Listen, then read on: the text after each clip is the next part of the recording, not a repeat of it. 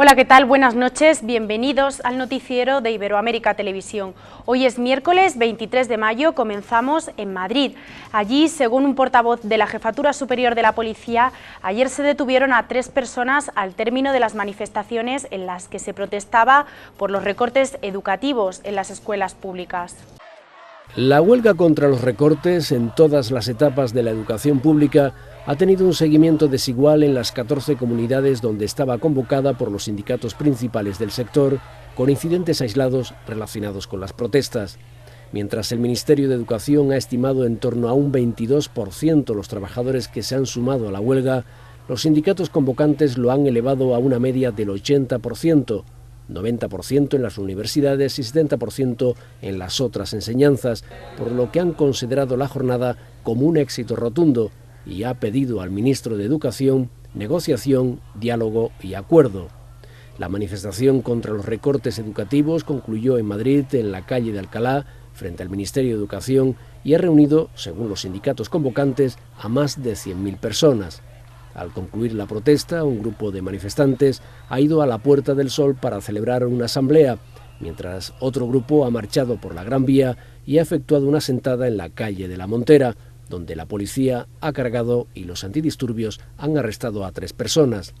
Los sanitarios del SAMUR Protección Civil han atendido en la zona de Montera a 5 policías nacionales y a un joven, todos ellos por contusiones leves, y han sido dados de alta en el lugar, según ha informado a EFE una portavoz de Emergencias Madrid. En País Vasco, Baleares y La Rioja, los sindicatos mayoritarios no han optado por la huelga, sino por otro tipo de movilizaciones. En general, durante las horas previas a la huelga, se han sucedido encierros en facultades y colegios y asambleas en las que profesores, alumnos y padres han debatido cómo afectan los ajustes a la calidad de la enseñanza. Después de la huelga de educación de ayer, hoy el ministro de Educación, Cultura y Deporte, José Ignacio Wert, ha presentado los nuevos requisitos para obtener una beca al Consejo de las Universidades. Entre las novedades, el 90% de créditos que hay que aprobar para mantenerlas. Primero las tasas y ahora las becas. El ministro de Educación se ha reunido con el Consejo de Universidades para presentar a los rectores el borrador de decreto con los nuevos requisitos para acceder a las becas en España. El Gobierno tiene intención de aprobar estas medidas en alguno de los próximos consejos de ministro. Las novedades pasan por el endurecimiento de los requisitos académicos que se exigirán a partir de ahora. Para conservar las becas, los alumnos de Humanidades y Ciencias Sociales y Jurídicas deberán aprobar entre el 80 y el 90% de los créditos. En el caso de las ingenierías, las exigencias pasan del 60 al 65%. Los estudiantes de Ciencias y Ciencias de la Salud tendrán que superar el 80% de los créditos. La nota mínima para lograr una beca general se eleva al 5,5. Para obtener una beca salario, que son las becas destinadas a alumnos con menos recursos, ahora habrá que sacar un 6. Para conseguir una beca en los estudios de máster, los alumnos universitarios deberán acreditar una media en el grado de 6,5 o 7, según se trate de beca general o beca salario. Estos nuevos requisitos entrarán en vigor el próximo curso, de manera que afectan a los estudiantes que están a punto de presentarse al examen de selectividad y que pronto formarán parte de la universidad, y a los 250.000 alumnos que en la actualidad cuentan con algún tipo de beca en las universidades españolas. Académicos, rectores y profesores se han mostrado muy preocupados por estos nuevos criterios, que podrían dejar en la calle a muchos estudiantes sin recurso alguno. De las partidas previstas para educación en los presupuestos generales del Estado, el ministro Wert ha dicho que estas cuentas han sido elaboradas desde el realismo de las circunstancias actuales para contribuir a la reducción del déficit. Wert ha reconocido en el Congreso que estos no son los presupuestos adecuados para la educación, la cultura y el deporte, pero que sí son los óptimos para las actuales circunstancias. Asegura que su intención es mantener el importe de las becas. Con este mensaje, Wert ha querido apaciguar a familias y jóvenes preocupados por la falta de recursos para comenzar, continuar o concluir sus estudios. Nos vamos hasta África. Allí los egipcios se preparan para votar a su primer presidente democrático. Hace un año que Hosni Mubarak cayó y desde entonces Egipto lucha por recuperar su soberanía.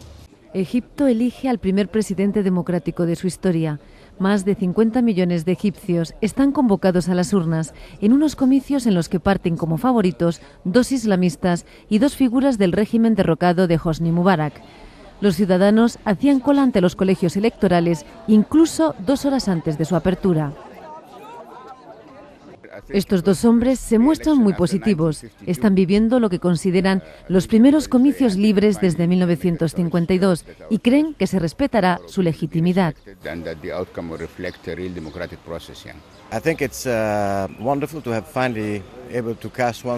Aunque la Junta Militar ha insistido en su compromiso de velar por una votación 100% transparente, cerca de 1000 observadores nacionales e internacionales vigilarán los comicios. Además, para garantizar la seguridad y el orden, las Fuerzas Armadas y la Policía se han desplegado alrededor de los colegios. Esta es la primera vuelta de las elecciones. En caso de ser necesaria, la segunda vuelta se celebrará los próximos 16 y 17 de junio. La Junta Militar egipcia, máxima autoridad en el país, aseguró hoy que sus tropas están preparadas para garantizar la seguridad de las elecciones presidenciales y advierte tomará medidas contra aquellos que no respeten los resultados. La Junta Militar egipcia, máxima autoridad en el país, ha asegurado que sus tropas están preparadas para garantizar la seguridad de las elecciones presidenciales y advirtió contra aquellos que no respeten los resultados. En una rueda de prensa en El Cairo, celebrada la víspera del inicio de la primera vuelta de los comicios, el miembro de la cúpula castrense, general Mohamed Al-Azhar, dijo que el ejército está dispuesto para afrontar todas las eventualidades que puedan surgir durante la cita electoral. El responsable castrense explicó que las tropas se han desplegado desde hoy en las afueras de los colegios electorales y que se han establecido salas de operaciones para coordinar el trabajo de esas fuerzas. Por otro lado, precisó que el recuento de los votos se realizará en los mismos colegios de votación de una forma transparente.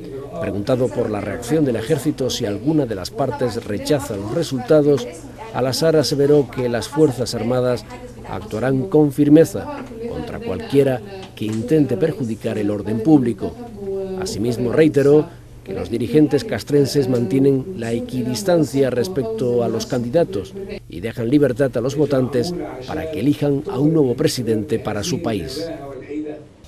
Los líderes de los países de la Unión Europea se reúnen hoy en Bruselas.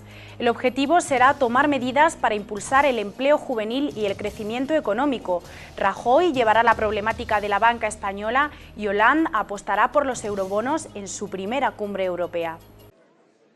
¿Cómo recuperar la senda de crecimiento en Europa? ¿Eurobonos o austeridad? Este será el eje fundamental sobre el que debatirán los líderes europeos en Bruselas, un encuentro informal preparatorio de la cumbre de junio, que tiene como protagonista al nuevo presidente francés, Hollande. El dirigente socialista se estrenará en esta convocatoria extraordinaria, centrada en la necesidad de reactivar la economía, una propuesta que defendió Hollande durante la campaña electoral que le llevó a la presidencia de Francia. La reunión marcará, por tanto, cómo será la política europea tras la derrota de Sarkozy y podría escenificar el primer gran desencuentro en el eje París-Berlín tras años de entendimiento. Hollande llegará a Bruselas defendiendo la emisión conjunta de deuda para impulsar el crecimiento, mientras que Berlín, abanderada de los países que apuestan por la austeridad, entre ellos España, se ha opuesto hasta ahora frontalmente a estos eurobonos. Rajoy acude a la cita con la prioridad de solucionar los problemas de liquidez y garantizar la estabilidad financiera de la zona euro. Hoy hemos visto a los pescadores españoles faenar en la bahía de Algeciras. Una decena de barcos han salido esta mañana temprano, aunque no han entrado en la zona conflictiva por la prohibición del Gobierno de Gibraltar. Una docena de barcos de la línea y Algeciras han salido a faenar esta madrugada en aguas de la bahía algecireña. Los barcos no han entrado en la zona conflictiva por la prohibición de las autoridades de Gibraltar y no se ha producido ningún incidente.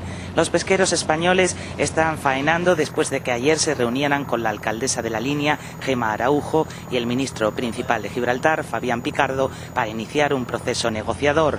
Los barcos de la línea han faenado en aguas del Mediterráneo, cercanas a la costa de Málaga, y en aguas de la bahía próximas a la costa linense, mientras que los de Algeciras lo han hecho en la zona norte de la bahía, sin que haya habido encontronazos con la policía de Gibraltar.